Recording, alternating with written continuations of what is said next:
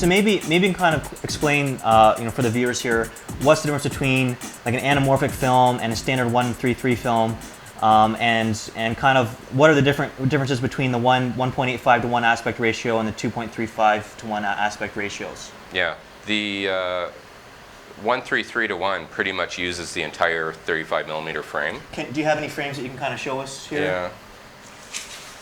Well, this is just some leader, but it's pretty good at showing the size of the frame. Okay. And so that's the entire frame. Now 1:3:3 to 1 would be using a spherical lens to project the entire frame out onto the screen.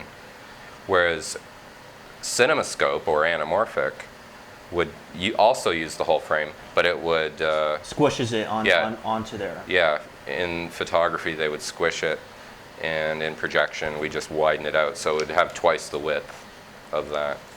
And is 2.35 done the same as 1.85 as far as like just use a wider anamorphic lens? Well, 1.85 uses spherical lenses, and all they do, they just crop the frame. Okay, so just have a mat at the top and the bottom. Like, yeah, like it's a kind of a letterbox.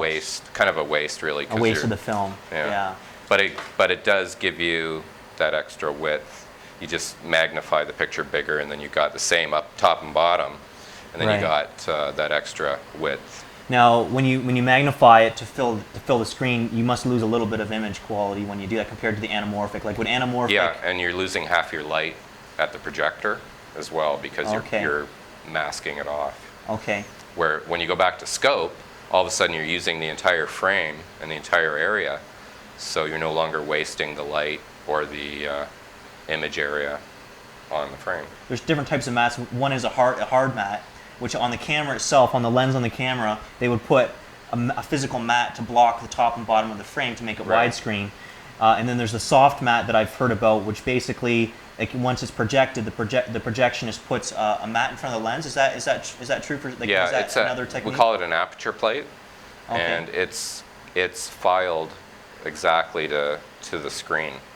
So for 1.85, it's our masking on the screen is set up for 1.85, and we just fine tune it by filing the aperture plate to fill the screen exactly. Okay. And so it won't. I mean, you can frame the film up and down while it's running, but it'll never show more than that 1.85. But I could frame it down and possibly pick up a microphone.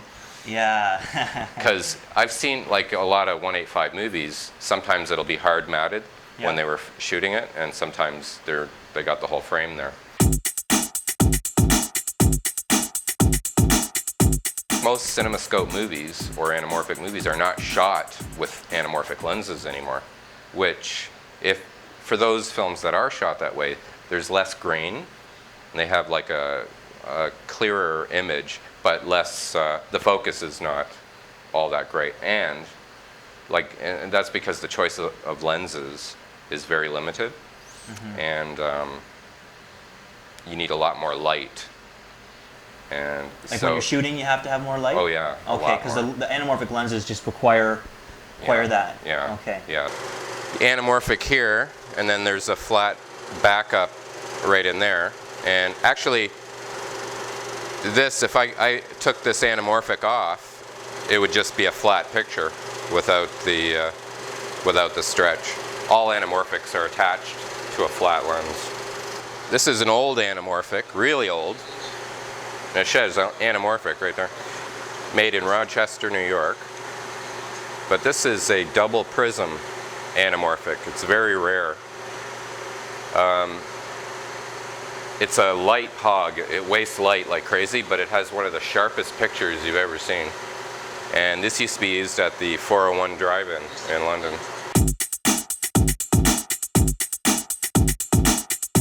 This is from the Capitol Theatre, London, Ontario. That they would have. This is probably from the 50s. You see? And if you look through it, the other end, you can actually. And if you turn it, you can stretch things vertically or horizontally or whatever way you want. Wow. Like spin it around as you're looking through it. Spin this? Like hold it in front and then just turn it. Turn. No, just turn the whole thing. Oh. Yeah. Oh See how yeah. it's doing that? Oh yeah. Wow. And we can even, for a moment, just put it in front of your lens. It'll actually compress what Onto your there? camera sees. Yeah. Can we try that? Just try it. Yeah. Just hold it right in front. Like with it this way? Yeah. Vertically? Yeah. So the image within there is actually now compressed. Okay.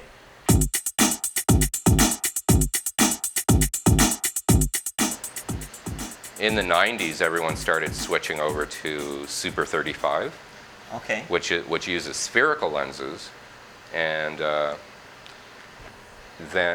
way you have the choice of all the regular lenses that you would have had before, and you can actually then make the movie anamorphic or 1.8.5, do whatever you want. You can even make it a more of a like 4:3 video. In fact, Terminator 2, like James Cameron's T2, The Abyss, and all that, for video, he would open the frame up, so the VHS would actually Right, have yeah. more area, Yeah, than the more original, picture than the original information. film. Yeah. That's pretty interesting. Yeah, I know the way James Cameron shoots. He always keeps the top the same, but in editing, he can, move down if he wants. Okay. Yeah. But yeah. so he has some choices later on. Now, is there actual difference in the size of like a super 35 piece of film? Is it a little bit wider? Or? It is a little wider because they don't have the soundtrack there, Okay. like the analog soundtrack. So it's just a digital soundtrack then, or how do they do the sound? Well, in shooting they would have no soundtrack, so you'd be using more of this area. See right here, like the black strip on the sides, the soundtrack would go. But in shooting, they would just eliminate that and open it up more for a more width. So they eliminate the audio track to make more room on the frame to shoot Yeah, with. yeah. Okay. Width-wise, but vertically, height is the same? Or there's actually less, I believe, than if you were shooting it in anamorphic. okay. So therefore, you're going to get more grain.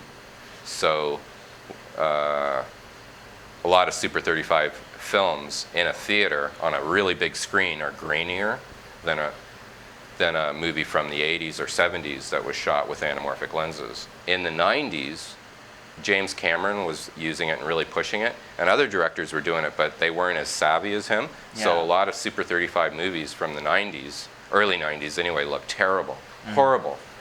They didn't know how to use the technology? No, because there's a lot of things you have to know in post-production to keep the grain down, the level of grain. And the interesting thing about Mission Impossible 3 was they went back and shot with anamorphic lenses, only a little more state-of-the-art. And that's why I think the movie looks fantastic on a really big screen. And they shot the night scenes in HD, and then they just made everything match, Yeah. Yeah. So Yeah. it's pretty cool.